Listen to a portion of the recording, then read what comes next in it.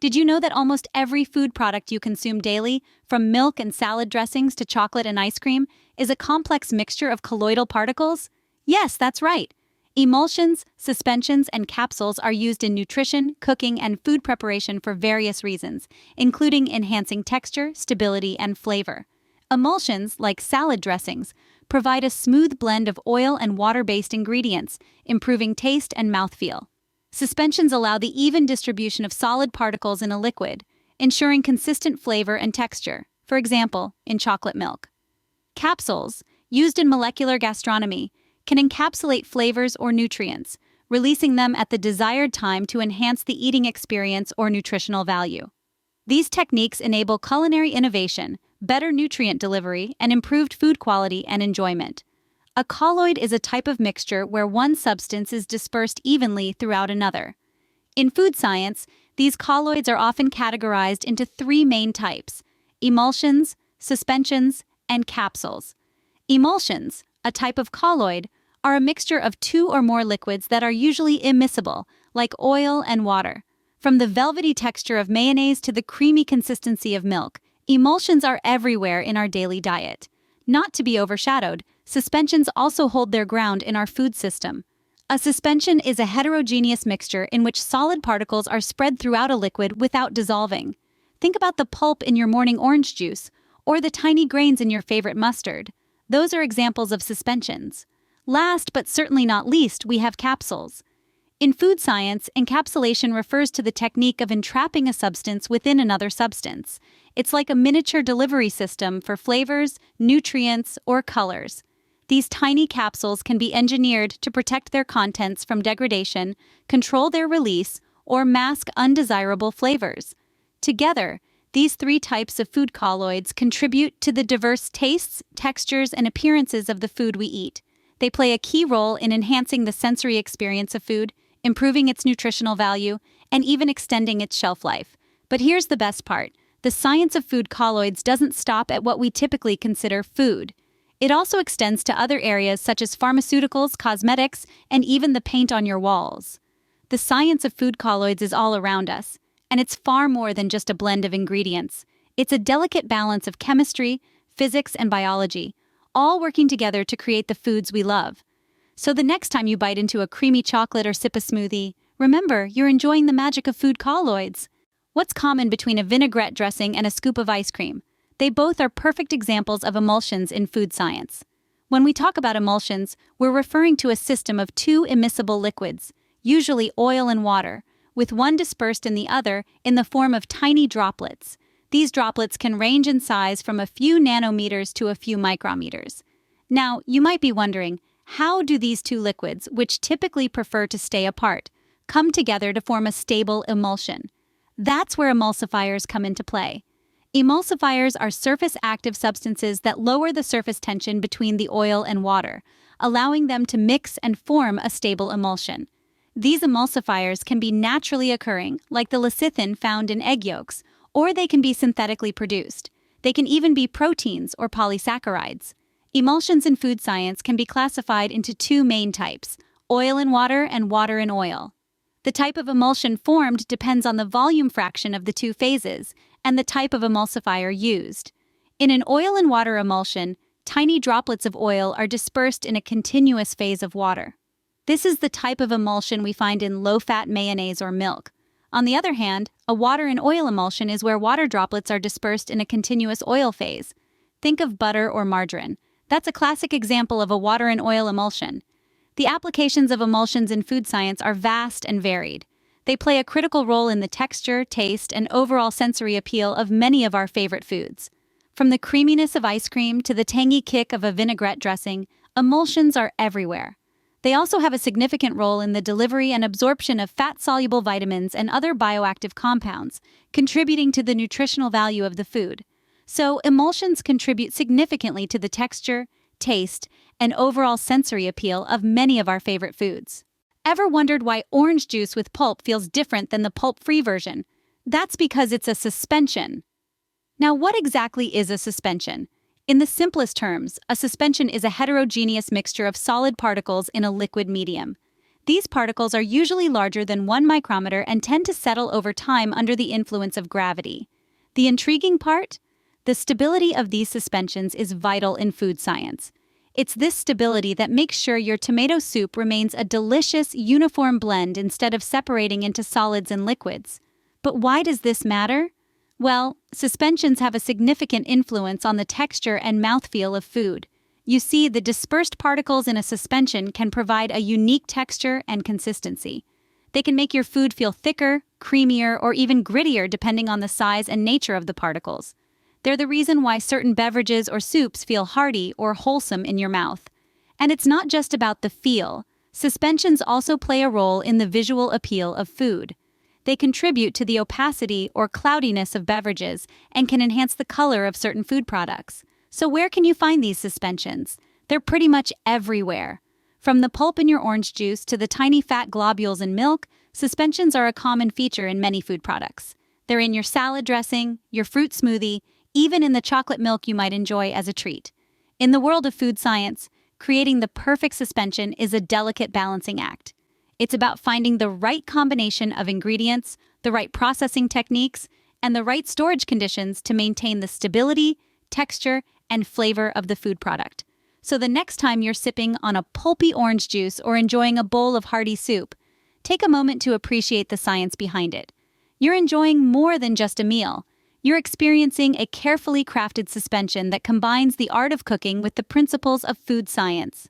Suspensions thus play a crucial role in determining the texture and mouthfeel of various food products. Imagine if we could lock flavors, aromas, or nutrients in tiny capsules to release them when and where needed. Sounds like science fiction? Well, it's a reality in food science. Encapsulation in food science is a technology that allows us to protect sensitive food components, control unwanted interactions between ingredients, and deliver flavor, nutrients, or colors at the right place and time. This process involves entrapping active agents within a carrier material, which can then be released under specific conditions. Now let's talk about the principles of encapsulation and controlled release. The encapsulation process involves two main components: the core material, which is the substance to be encapsulated, and the shell material, which forms the outer layer of the capsule. The core material can be anything from flavors, vitamins, or probiotics, while the shell material is typically a food-grade substance designed to protect the core. Controlled release, on the other hand, refers to the ability to control the rate and location of release of the encapsulated material. This can be influenced by factors such as pH, temperature, or the presence of certain enzymes. There are several methods of encapsulation used in food science, each with its own advantages and applications. Spray drying, for instance, is a popular choice due to its cost-effectiveness and simplicity. It involves spraying a solution or suspension into a hot gas, resulting in the rapid evaporation of the solvent and the formation of dry particles. Conservation, another method, involves the separation of a solution into two liquid phases, with the active ingredient being encapsulated in one of them. This method is particularly useful for encapsulating flavors or oils.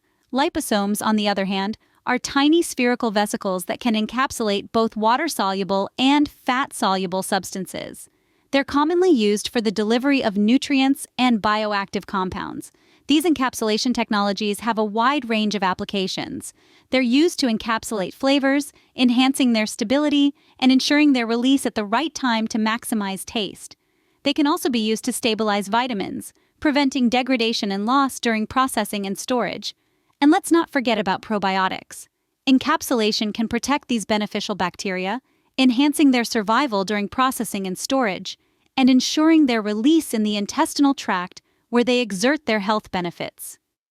Encapsulation technologies have revolutionized food science, enhancing shelf life, flavor release, and nutrient bioavailability. Ever wondered how food manufacturers ensure that every bite of your favorite snack tastes exactly the same? The secret lies in the colloidal systems. Let's start with emulsions.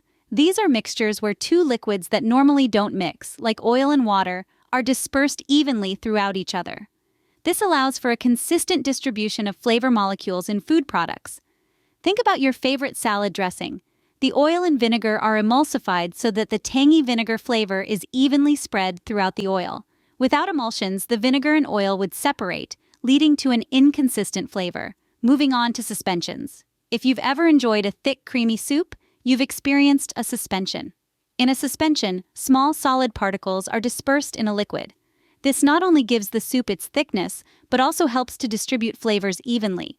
The particles can carry flavor compounds and release them slowly as you eat, making every spoonful as delicious as the last. Finally, we have encapsulation. This technology is like a secret weapon in the food industry. By encapsulating flavor compounds in tiny capsules, food scientists can control when and where these flavors are released. This ensures that the flavor remains fresh and potent, regardless of how long the product sits on the shelf. Ever wondered why the flavor of chewing gum lasts so long? You can thank encapsulation for that. To sum it up, colloidal systems like emulsions, suspensions, and encapsulation technologies play a crucial role in the food industry.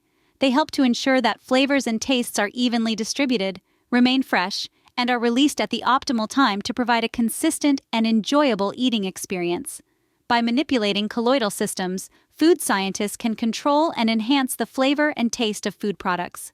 How can we make our foods healthier without compromising on taste and texture?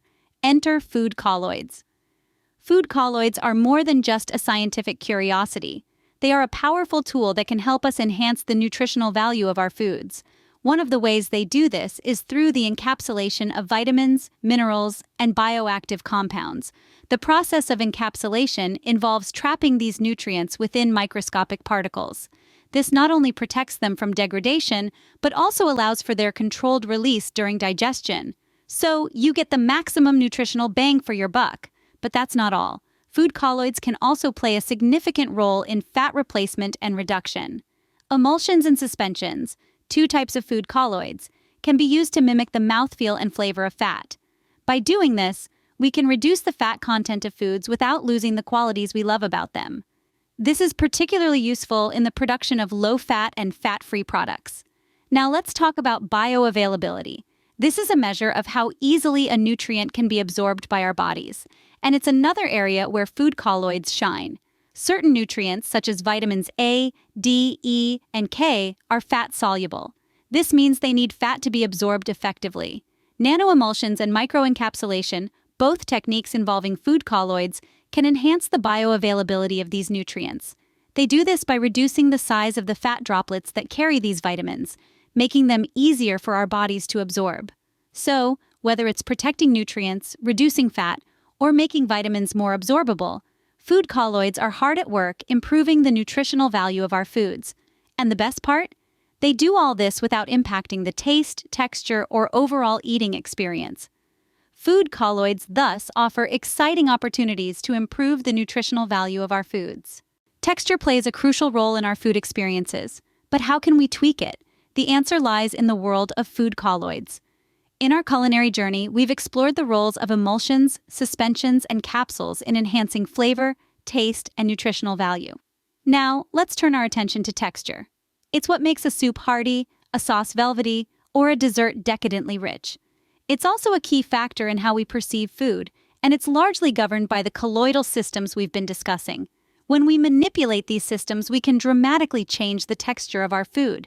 For instance, by adjusting the size and concentration of droplets in an emulsion, we can create everything from a light, airy foam to a dense, creamy custard.